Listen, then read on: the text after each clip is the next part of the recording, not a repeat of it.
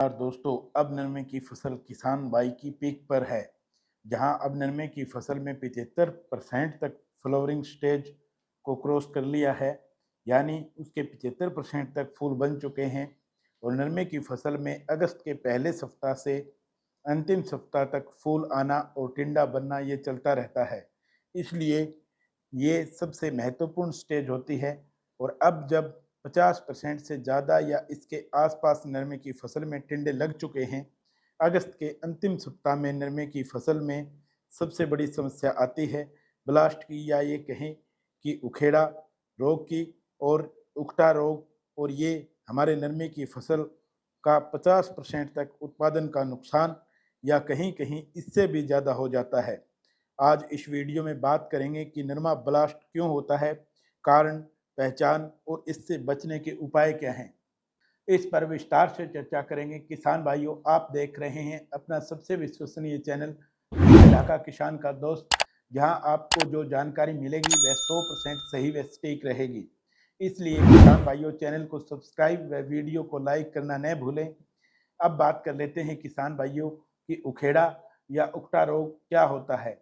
उखेड़ा रोग किसान भाइयों अगस्त के अंतिम सप्ताह से लेकर सितंबर के 15 तारीख तक के मध्य आता है, जहां हमारे पौधों पर फूल और टिंडे सबसे ज़्यादा होते हैं।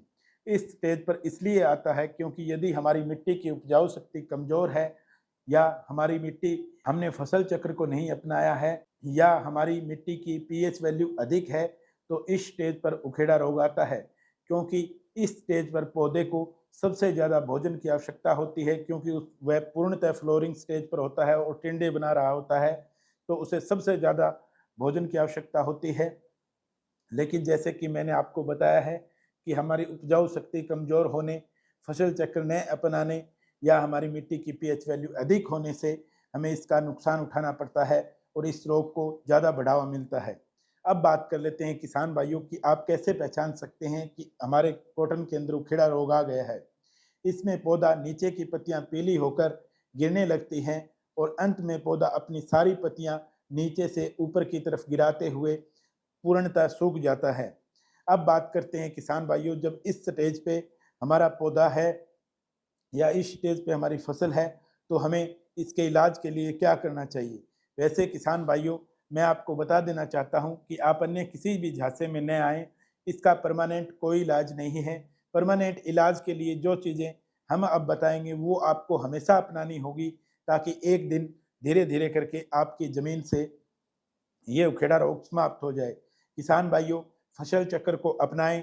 ज़्यादा से ज़्यादा ट्राइकोडर्मा, माइकोराजा और सुडोमोनास आदि का आप प्रयोग करें, ताकि पीएच वैल्यू अपनी धीरे धीरे ठीक हो और ज़मीन के अंदर मित्र कीटों की संख्या बढ़े। बुआई के समय तैयार गोबर की खाद डालें किसान भाइयों, जो बिल्कुल गली सड़ी हो।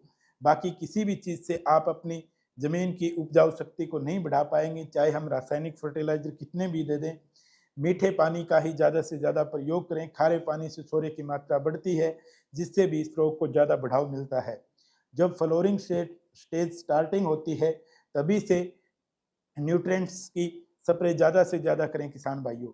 अब जब मैं आपको वीडियो बना रहा हूँ किसान भाइयों, तो अब हम जो फ्लोरिंग स्टेज हमारी स्टार्टिंग हुई है, तब से लेके हमने कितने न्यूट्रिएंट्स की स्प्रे करी है, उसमें आपकी फसल के उत्पादन पर गहरा असर पड़ेगा। क्योंकि यदि आपने अभी तक एक भी एनपीके की स्प्रे नहीं करी है और पूरा फ्लेवरिंग स्टेज और टिंडा बनने की तैयारी में है, तो आपके खेत में ज़्यादा उखेड़ा आएगा। और जिन किसान भाइयों ने फ्लोरिंग स्टेज के स्टार्टिंग से ही जिन किसान भाइयों ने एनपीके की स्प्रे वगैरह, न्यूट्रिएंट्स की स्प्रे वगैरह स्टार्ट की है, उनमें आपको उखेड़ा जरूर देखने को मिल सकता है, लेकिन वहाँ टिंडे काफ़ी मजबूत बनेंगे और टिंडे अपना रोई जरूर छोड़ेंगे। ये नहीं है कि टिंडा अपने अंदर ही सिमट के रह जाएगा, टिंडा खुलेगा अवश्य, क्योंकि आपने ज़्यादा खुराक ऊपर से दी है। और इस स्टेज पर पौधा ज़्यादा से ज़्यादा जो खुराक बनाता है वो अपने पत्तियों से बनाता है। अब इस स्टेज पर यदि आपने स्प्रे नहीं करी है, तो कम नुकसान हो उखेड़े का। इसके लिए आप लगातार स्प्रे करें। इन 15-20 दिनों में 13-045 1 kg पर एकड़ जिंक आपको लेना है 100 ग्राम पर एकड़, बोरोन आपको लेना है 80 से 100 ग्राम पर एकड़, मैग्नीशियम सल्फेट आपको लेना है 1 kg पर एकड़। और 2 से 3 स्प्रे मैंने आपको बताया जैसा कि करें, ताकि टिंडा मजबूत बने। और जब पौधा नीचे से सूख रहा हो तो भी जो टिंडा है आपका वो इतना मजबूत हो कि पूरी तरह से फटे और रुई बाहर निकले और अपने उत्पादन पर कम से कम नुकसान हो। और जो मैंने आपको बताया है किसान भाइयों, मैं एक बार अंतिम और लाइन रिपीट कर देता हूँ कि अन्य किसी जासे में ना आए कि नीचे से वो डाल दें, फलाना डाल दें, धिकड़ा डाल दें, वो आपका वेस्ट चला जाएगा, आपका खर्चा बढ़ जाएगा। इसकी बजाय आप न्यूट्रिएंट्स पर ध्यान दें किसान भाइयों, ताकि आपका कम खर्चा लगे और टिंडा आपका मजबूत होकर उत्पादन में सुधार हो। किसान भाइयों, मिलते हैं किसी नई जानकारी के साथ नेक्स्ट वीडियो के अंदर। जय हिंद, जय भारत।